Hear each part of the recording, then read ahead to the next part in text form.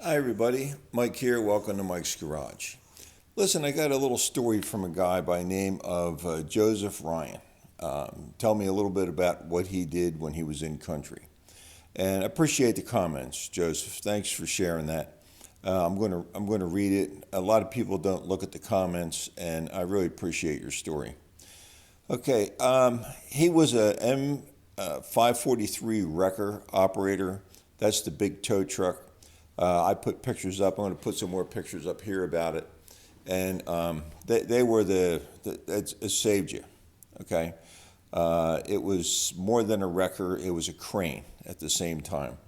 So what you would do is if somebody ran off the road, a truck rolled over, you had to stand it upright, hook it up and tow it back, or maybe lift it up and put it on a flatbed to get it out of there. You could do that with that tow truck. Okay, it was a wrecker, it wasn't a tow truck. If you look at the pictures real close, let me move out of the way here. If you look at the pictures real close, you parked it, you put the outriggers out, then you climbed up in the back and you had a seat up in the back with all the controls. Now it would swivel, the boom would extend. It had several different cables that went around pulleys. I mean, it could lift like you wouldn't believe. Okay, you did have to take care of it like anything else over there. You had to keep it lubricated. You had to keep the engine in good shape. It was a very good, strong diesel, and that he had a problem with tires. Let me finish reading the story here. Sorry about that. You know how I am. I go off on different tangents here and there. Okay, where are we? He says the record that he had, they didn't sit in the motor pool. It was a very busy year for him. He was in Chu Chi, Tay Ninh, Saigon, Long Binh, where do you go, Long Binh, Plu Kieu. He was with the A35th and running convoys, okay? So you ran up and down Highway 1, you went from village to village, trying to deliver supplies, trying to deliver ammo, bringing things back and forth. So they would send him out to pull packs on any type of artillery piece and light tanks that needed replacing in the field. He also worked at the ammo dump unloading convoys that came into base with the types of ammunitions because the forklift was always down. Like I told you, it was not a tow truck. It was a wrecker, and it had a crane on the back.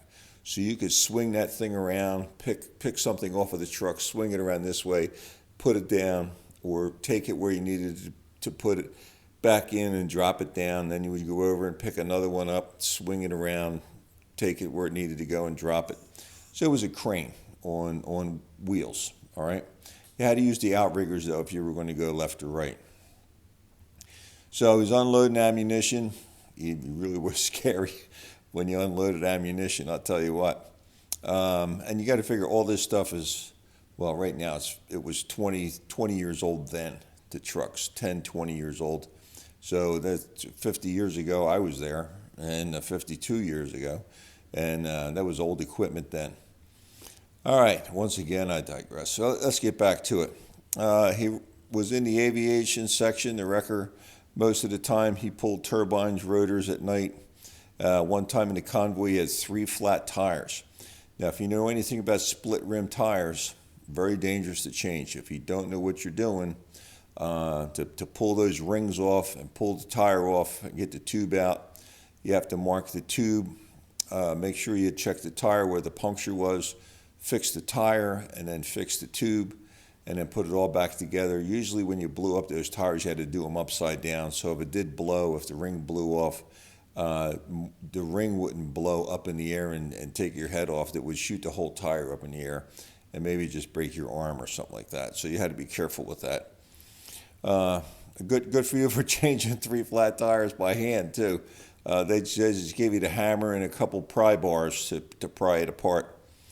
He had to spend the night out in the field on a little quarter-acre installation. He did repair the tires himself. A lot of times you got sniper fire when you're out doing that kind of stuff, and you got mortars. Sometimes it would bring in a mortar, depends how big the convoy was you were running with, and then they would run away. So you really never caught anybody. Sometimes you had a chance to see who it was in return fire. They didn't like to return fire all the time because if it was kids, and it usually was teenagers with some adult supervision out there showing them what to do. So if you killed anybody, oh, shame on you, you killed a teenager. That's the kind of stuff they're doing today too. But anyway, so he was a draftee, he did his job, and he got his training 2 months in Aberdeen at the Proving Grounds in Maryland, and that was it. I mean, it's a much different Army today. That you were drafted, you figure, well, I gotta make everybody proud. I wanna do what I need to do a good job while I'm in, and just get out. All right. So, and I don't mean to sound negative. I'm not trying to badmouth the military. If you got nothing going on, you got no money to go to school, you want to be an MP. You want to learn how to do trucking. You want to learn how to do logistics, shipping and receiving, loading planes, fixing helicopters, fixing jets. There's no really market after you get out of the service if you're going to launch a jet off an aircraft carrier. There's no really civilian skill that you get for that. Okay, maybe you could work at an airport, but they don't use the steam launcher to launch the airplane. So you could change tires on the big jets and everything like that. So if you're looking for some kind of a training session that's not going to cost you anything, you can go down and talk to a recruiter. I do know a couple guys that went down and talked to recruiters. They were promised everything, and they didn't get anything what they wanted.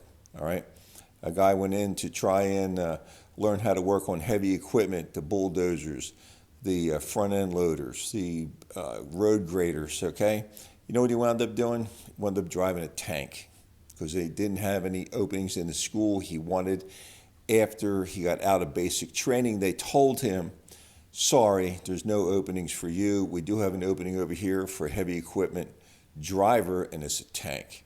And he spent his time in Vietnam dodging bullets, dodging mines, driving a tank around. So just a caution. There I go saying negative things again. But you know, if you're looking for something in today's Army or the Air Force, I like the Air Force anyway. If I was going to stay in, I would have stayed in the Air Force, working at the airports, taking care of planes, electronics, things like that. I think it would be very interesting. But anyway, here I go on and on about nothing again. All right. So, Joseph, I appreciate the comments. I want more comments. You know, there's got to be younger guys out there that want to tell their story. What did you do in Afghanistan? What did they do in Iraq? They're still in Iraq. I mean, they just blew somebody up the other day. Just heard it on the radio, on the news today. So a lot of stuff still going on. Send me a comment. Give me your story. Send the email. Some of the videos have my email on there. Check it out. Send me an email about your story. Be glad to tell your story here. And thanks for sending it in, Joseph, Ryan. I appreciate it. Take care, everybody. Be safe out there. Thanks for watching Mike's Garage. Hit that subscribe button. Always can use more subscribers. Thanks, everybody. Have a good night.